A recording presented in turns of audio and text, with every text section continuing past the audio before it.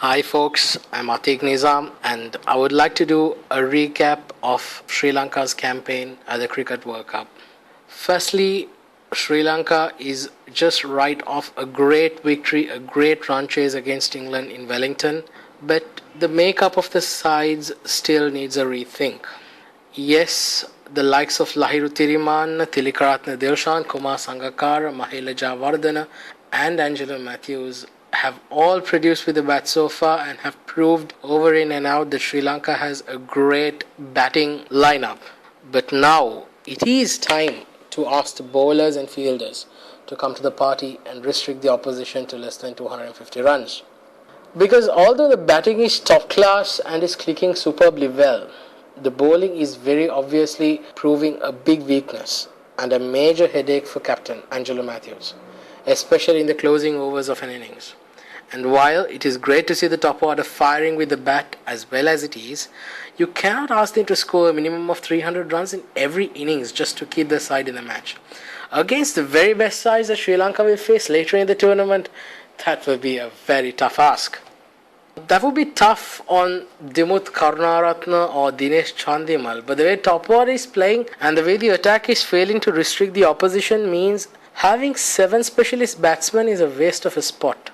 The need is to be positive and back 6 specialist batsmen to do the job. In place of that 7th batsman, I would include Dushmantha Chamira. He will give Matthews an extra option with the ball. He can do a job with the ball due to his good pace we saw, though he has only just played one match against New Zealand.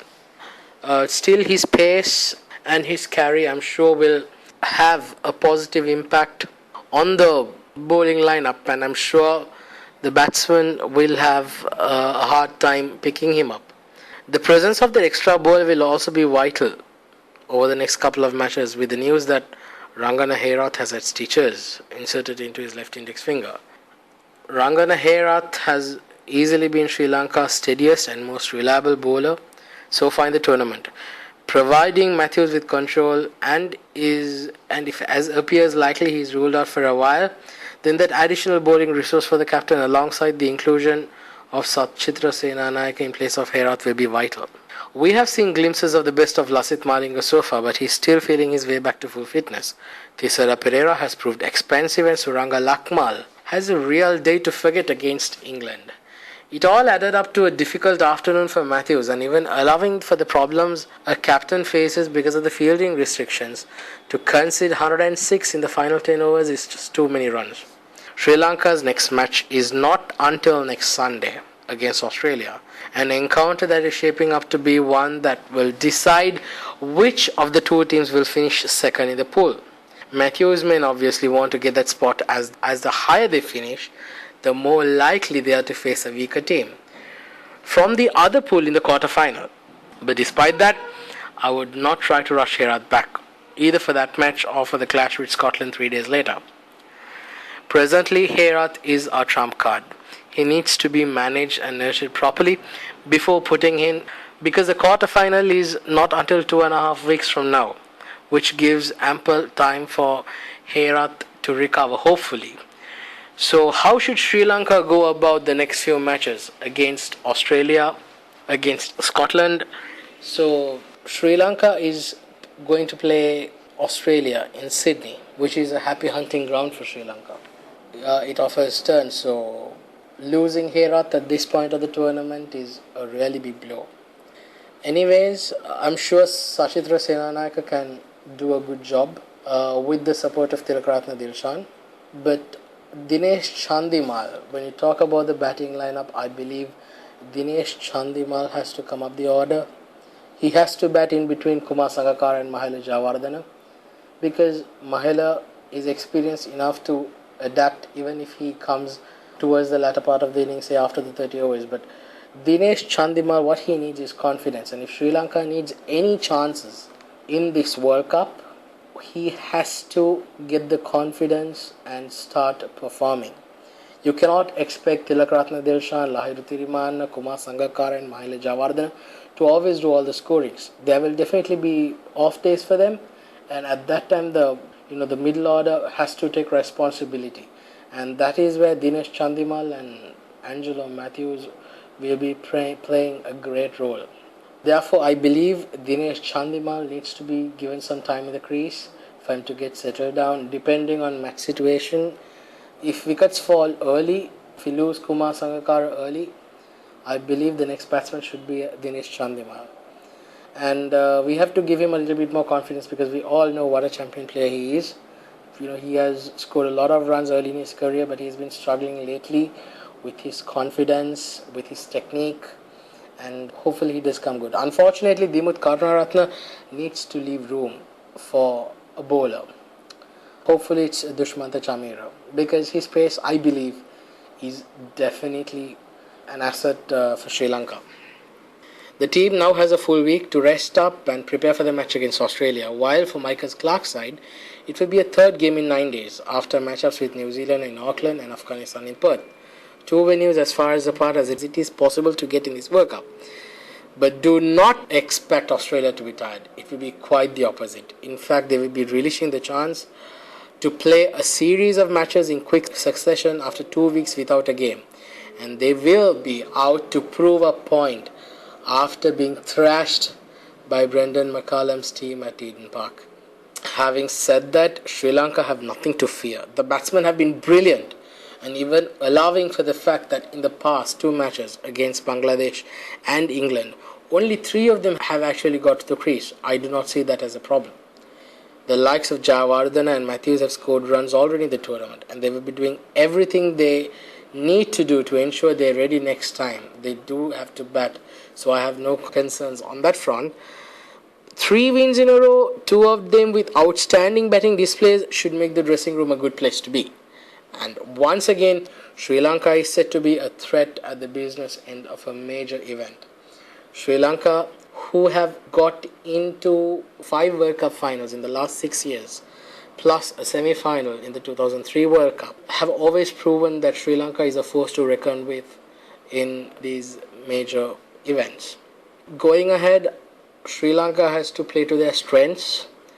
Lasith Malinga hopefully will come to the party, and he will be able to take a few quick wickets with the new ball and at the death overs as well. Sachitra Senanayake, we all know he's a steady bowler, but he needs to be ably supported by Tilakaratne Dilshan, who has also done a good job.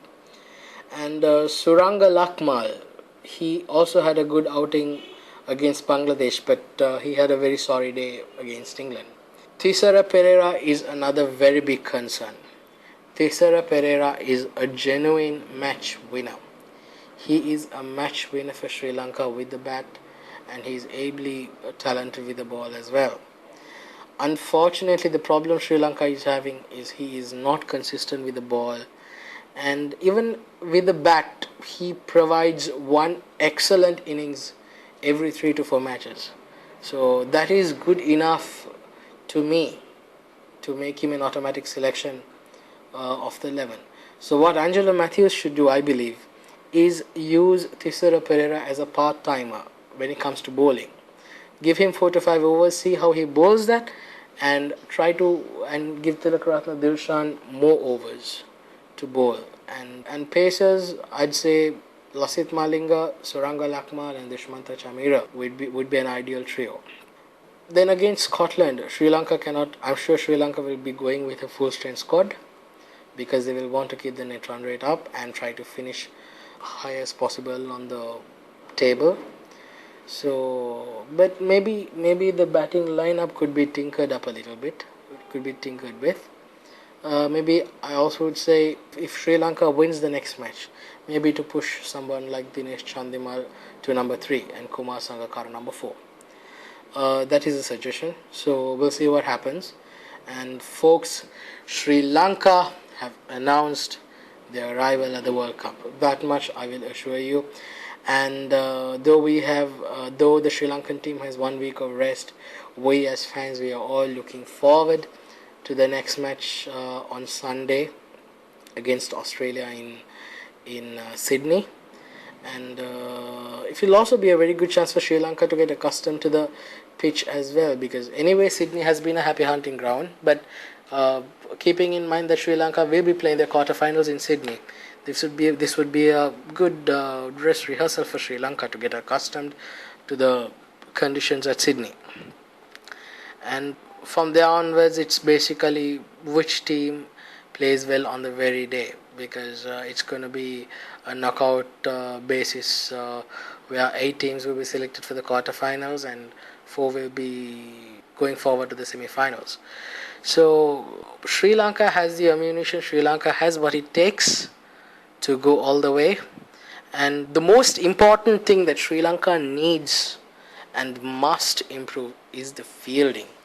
I mean, yes, the bowlers also did create a few chances, but though the bowlers have created chances, a lot of catches have gone down.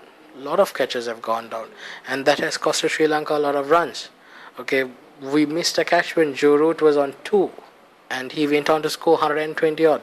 So that, and not just that, even in the previous matches, it has costed us a lot of runs.